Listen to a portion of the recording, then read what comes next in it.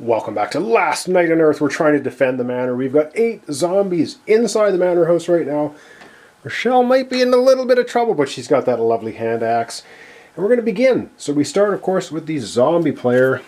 We look at the turn order. Move the sun tracker. So let's go ahead and do that first.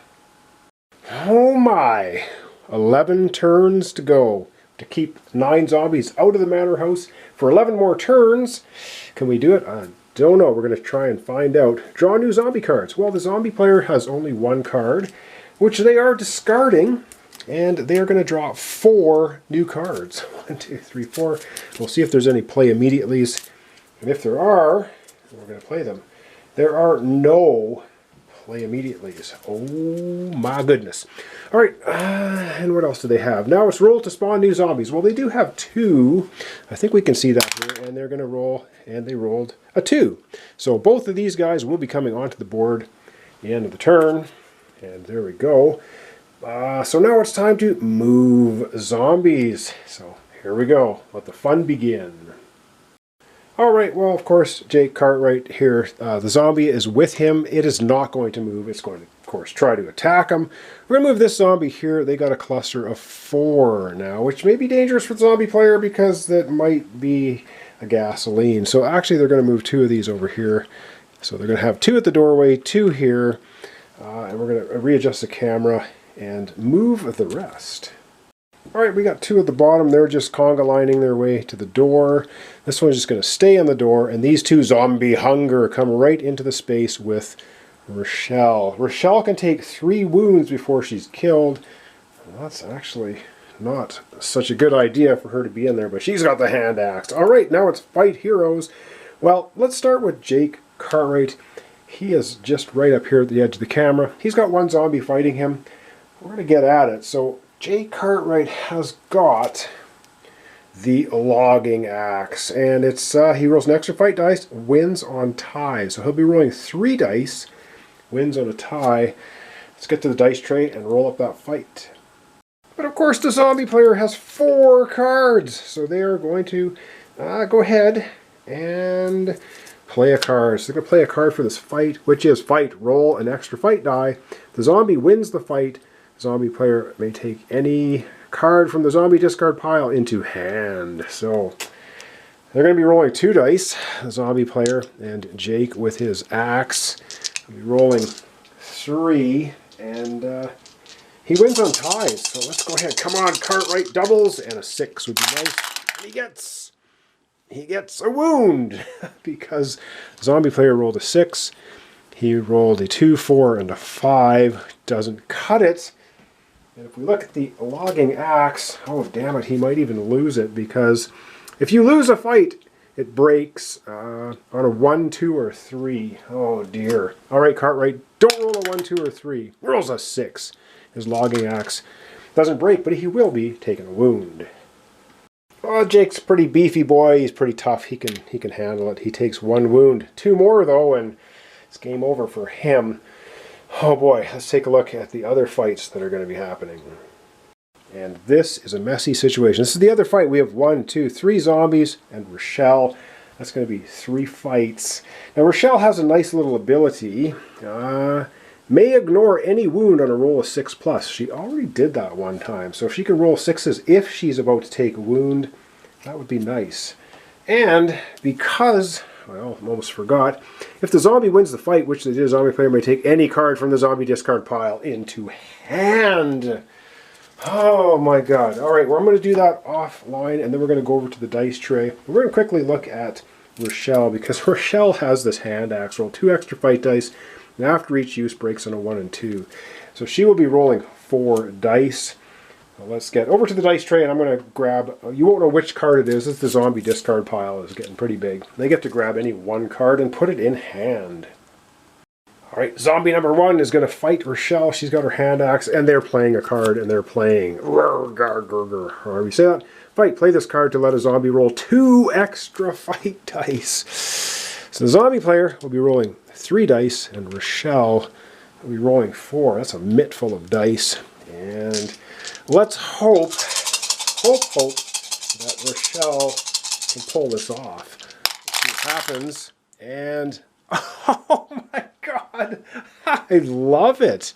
Rochelle rolls double sixes, and the zombie player rolls 3, 3, and 2. Rochelle rolled doubles in a fight against a zombie, and yeah, the zombie is actually killed. The zombie attacks Rochelle, and she chops it down with her hand axe. So I'm going to put the 2 here because 2 zombies are going to come on the board, not 3. Wow, unbelievable. However, she has to roll a die. If she rolls a 1 or 2, the hand axe is no more. A 6. Oh, it is still kicking. Okay, 2 more zombie fights, and the zombie player will once again play a card. They're going to play this one. Fight. Roll an extra fight die. The zombie wins a fight, gain an experience. We're not playing with experience tokens, but they do get to roll extra fight die. So Rochelle will be rolling 4 dice. The zombie player will be rolling 2 dice. Maybe she can kill another one.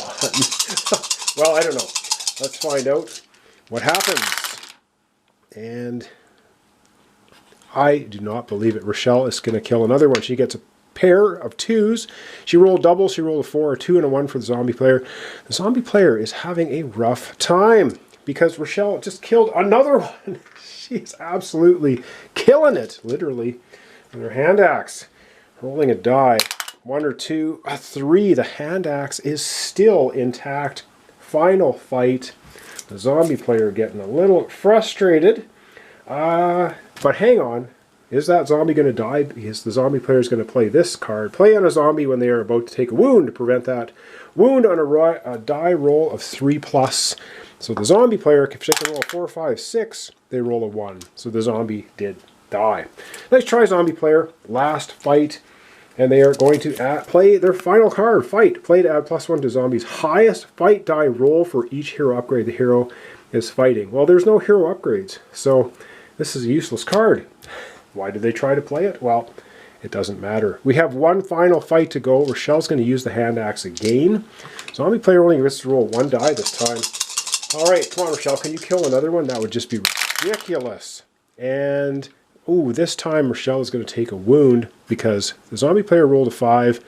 She's got a 5, pair of 4s, and a 2. So she's going to take her wound, or is she? Because her ability says if she rolls a 6, she doesn't take a wound. And she rolls a 4. So Rochelle will take her first wound after killing 2 of the other zombies.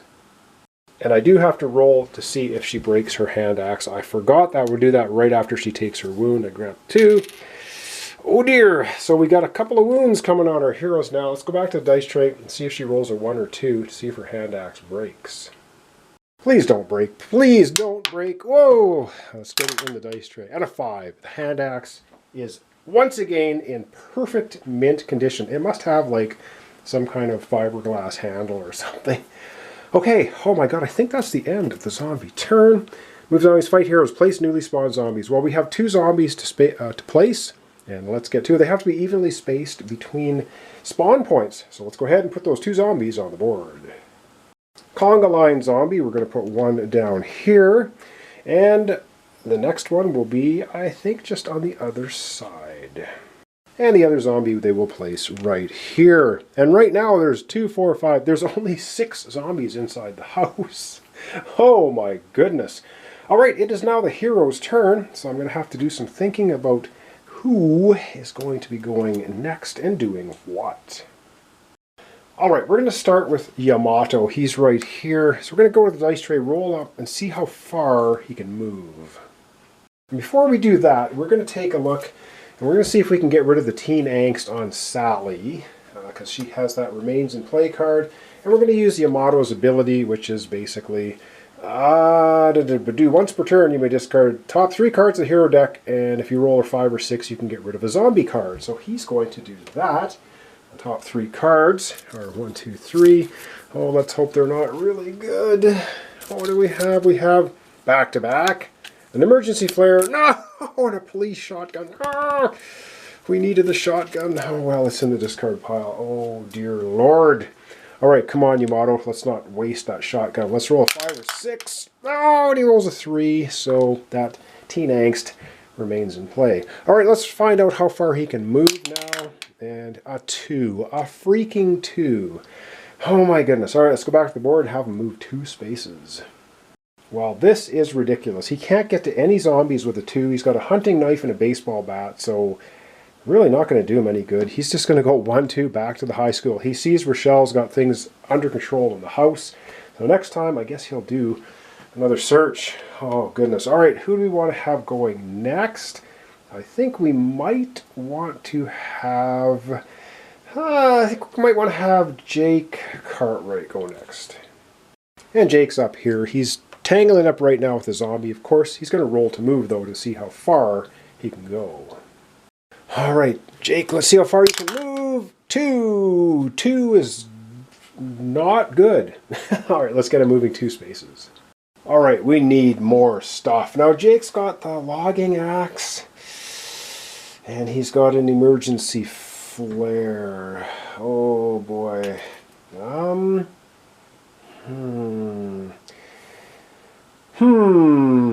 Okay, I think...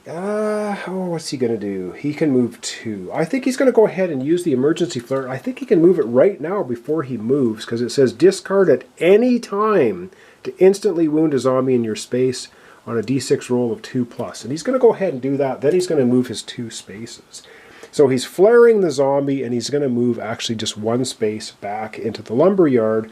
So he's going to roll. If he gets a 2+, he will have flared that zombie to death. All right, Jake, now is not the time to roll a 1. Oh, God, no!